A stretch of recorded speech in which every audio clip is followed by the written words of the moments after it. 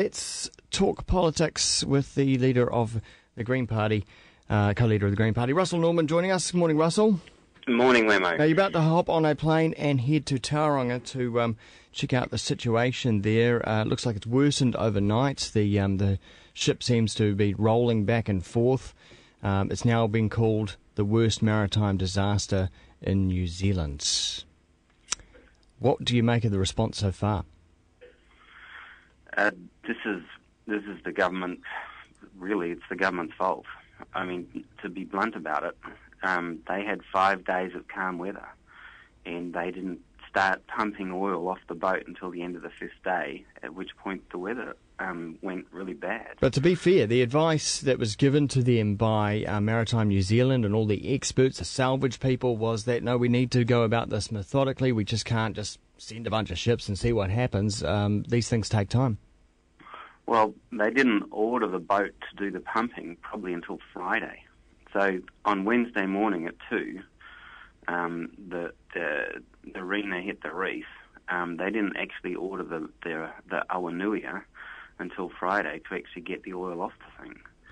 So they missed the window of calm weather. I mean, you know, obviously the primary responsibility lies with the shipping company and whoever put the boat on the reef. Yeah. But the government's response has just been astonishingly bad and slow. When you think about the news a week ago, because this happened a week ago now, the news at the time was, this thing's hit the reef, bit of oil's leaked out, but she looks pretty sweet. That it may take some time to get her off, but actually this isn't too bad. And that was the advice that was sent out to the media, and it was obviously sent to the government. I guess the government can only go on the advice that they were given. Well, who knows what was told to the government? We don't know. All we know is that the window of calm weather to get the oil off was missed. And it's because it was missed that oil is now turning up on the beach.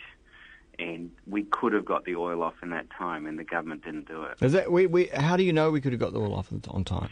Well, the salvage experts, they were on radio this morning saying they could get it off in 2 days. If they had 2 days of calm weather, they could get the oil off. And we had 5 days of calm weather. But that boat had to come from the other side of New Zealand? Well, they still had 5 days. They could have got it there in a day. Okay.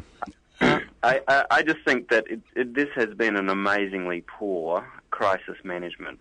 And the result is that we have got oil all over the beach and all over some of our most pristine areas. I mean, I've been to Makatu before, and, the dotterels on the spit there, I mean, these are highly endangered New Zealand birds, and they're now at risk of oil coming in. Not just that, but also the dispersant that is being sprayed on the oil. What can you tell us about that?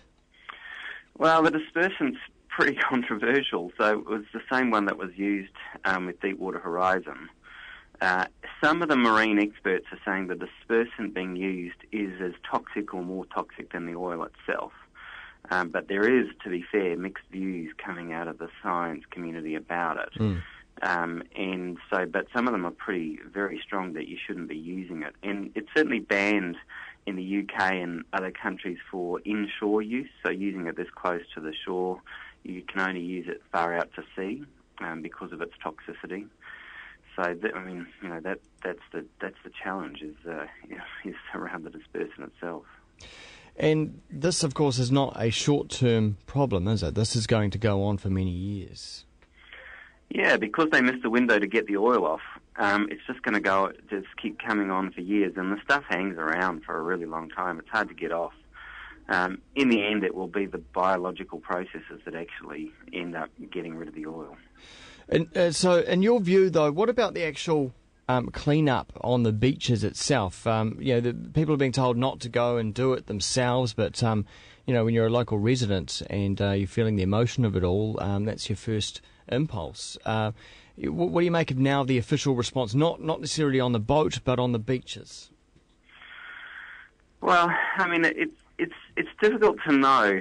I mean, they're saying that people shouldn't touch it, but then when there's people there and they've got bags and buckets and shovels, and they can get rid of it, there does seem to be a certain logic to it.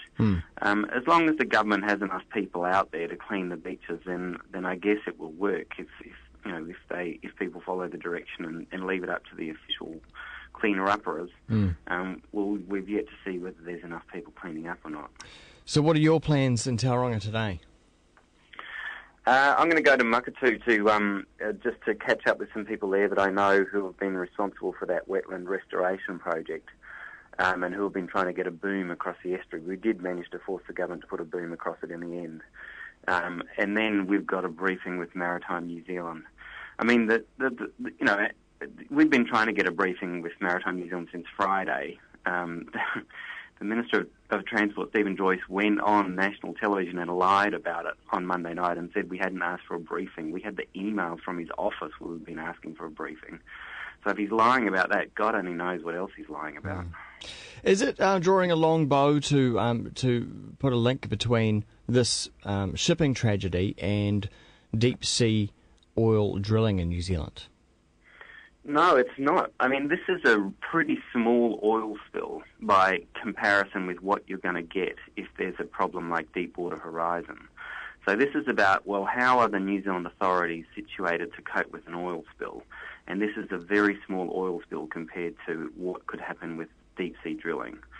So I think it demonstrates that even with a small oil spill like this, the New Zealand authorities are woefully unprepared to deal with it.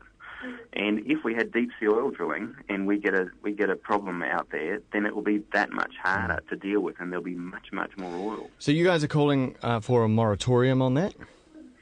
Yeah, I mean, we've been calling for that before, to be fair. I mean, we have been said the problem with deep-sea oil drilling is that nobody knows how to plug a hole.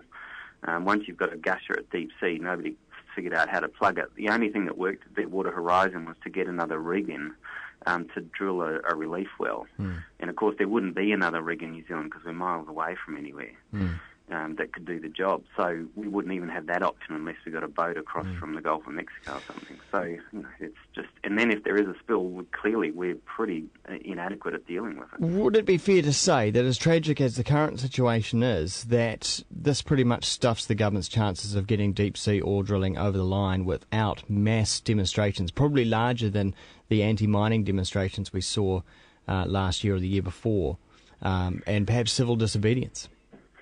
Well, I think it certainly demonstrates for New Zealanders what an oil spill, a pretty small oil spill, looks like. And given the risks the government's proposing to take with deep-sea drilling, I think it will increase the opposition to deep-sea drilling. I mean, Deepwater Horizon showed us what can go wrong, that with all the best resources in the world, the US government couldn't control it for months. And then this one has demonstrated what happens with a pretty small oil spill close to the shore where the government is slow to react and then struggles to deal with it afterwards. All right, Russell Norman, hey, thanks very much for your time this morning. Okay, cheers, Emma. Co-leader of the Greens, Russell Norman, joining us there. It's 15 minutes away from